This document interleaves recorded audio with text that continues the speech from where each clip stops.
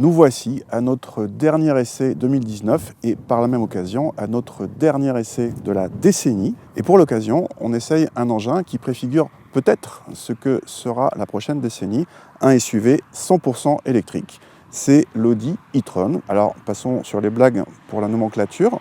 Cet Audi e-tron, c'est un SUV qui fait 4,90 m de long, c'est-à-dire entre le Q5 et le Q7. Il fait à peu près le même gabarit qu'un Mercedes GLE actuel. Notre modèle haut de gamme a un moteur électrique donc de 408 chevaux et une batterie d'une capacité de 95 kWh. C'est énorme, seul Tesla fait mieux sur le modèle X, mais ce n'est pas le seul concurrent sur le monde des SUV premium électriques. Il y a aussi le Mercedes EQC et le Jaguar I-Pace. Cet Audi e-tron, pour revenir à lui, il ressemble pas mal au Q8 et un des moyens faciles pour le différencier, c'est ça.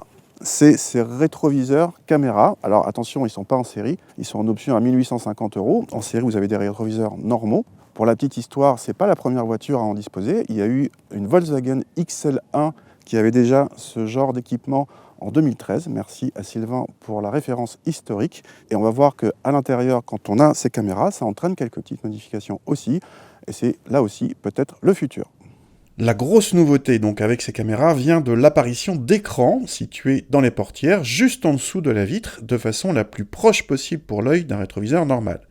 À l'usage, on a quand même tendance à regarder d'abord la caméra, donc pas au bon endroit, puis de descendre le regard vers l'écran. On y perd quelques fractions de seconde, mais peut-être qu'après quelques temps on s'habitue. On aurait en revanche pu espérer un écran plus grand et une vue plus grand angle. Pour le reste, on retrouve, comme sur le Q8, le principe du double écran central tactile avec retour haptique, un combiné évidemment numérique et largement personnalisable, l'ensemble proposant évidemment des menus spécifiques aux électriques. Notez que le levier de vitesse est en trompe-l'œil et que seule la partie chromée est mobile, on s'y habitue assez vite.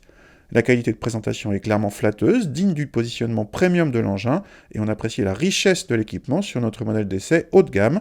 C'est ainsi que les passagers arrière ont droit à leur réglage séparé de climatisation en série, en plus d'une belle habitabilité. Les places arrière ne sont pas les moins enviables. Le coffre dépasse les 600 décimètres cubes selon nos mesures, soit un très bon score, même si le modèle X fait encore mieux. La Jaguar I-Pace est en revanche loin derrière sur ce point. Je vous l'ai dit en introduction, cet engin fait 408 chevaux, il fait aussi 664 Nm de couple, donc c'est des chiffres impressionnants. Mais en face, il y en a un autre, 2,6 tonnes, c'est ce qu'on a mesuré sur la balance. Du coup, au niveau des performances, ça accélère fort, surtout que, comme toujours avec les électriques, le couple est disponible tout de suite. On est en moins de 27 secondes au 1000 mètres des parts arrêtées. Alors, vu les 408 chevaux, on aurait pu s'attendre à mieux, mais bon, ça accélère quand même bien. C'est le même chiffre qu'un Mercedes EQC. Par contre, les modèles X et Jaguar I-Pace font mieux. En fait, c'est le Jaguar I-Pace le plus véloce, le plus rapide face au chronomètre dans ce genre d'engin. Avec ces 2,6 tonnes, par contre, c'est cet Audi e-tron qui est le plus lourd dans sa catégorie. Les modèles X et EQC sont plus légers, entre guillemets. Du coup, ça se sent en comportement. Alors, il s'en tire bien parce que, comme tous ses petits camarades, il a les batteries qui sont au niveau du plancher, donc ça abaisse pas mal le centre de gravité, donc on n'a pas la sensation de conduire quelque chose qui fait 2,6 tonnes. Malgré tout, vu les 2,6 tonnes, ça reste quand même pas mal du tout en dynamisme et surtout, il y a un très bon niveau de confort, notamment avec les suspensions pneumatiques qui sont là de série. C'est notamment plus confortable qu'un I-Pace ou qu'un Model X. L'un des enjeux principaux dans ce genre d'engin, ça reste, comme toujours avec les électriques, l'autonomie, et on a pu mesurer la voiture, vous allez voir que c'est pas mal du tout.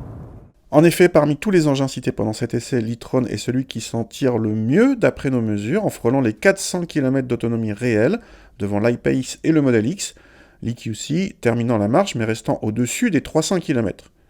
Même sur autoroute à 130 km/h, on peut atteindre les 300 km d'autonomie avec l'e-tron. Bien sûr, avec une telle batterie, la charge rapide est indispensable. L'e-tron accepte jusqu'à 150 kW, mais les superchargeurs délivrant une telle puissance restent rares aujourd'hui. A noter qu'Audi vient d'annoncer une mise à jour qui permet d'augmenter l'autonomie de 25 km théoriquement, notamment en faisant passer les capacités utiles de la batterie de 84 à 86 kWh. Mais cette mise à jour n'est pas rétrocompatible avec les e-tron déjà existants. En revanche, tous les e-tron Sportback, c'est-à-dire la variante coupée de l'e-tron, en seront dotés. Pour finir, si les 107 000 € de notre modèle d'essai vous paraissent trop élevés, à juste titre c'est le plus cher de toute la bande, Sachez qu'il existe également une version moins puissante, dotée de 313 chevaux seulement et 71 kWh seulement en batterie, et qui descend à 72 000 €. C'est alors le moins cher parmi tous les concurrents cités.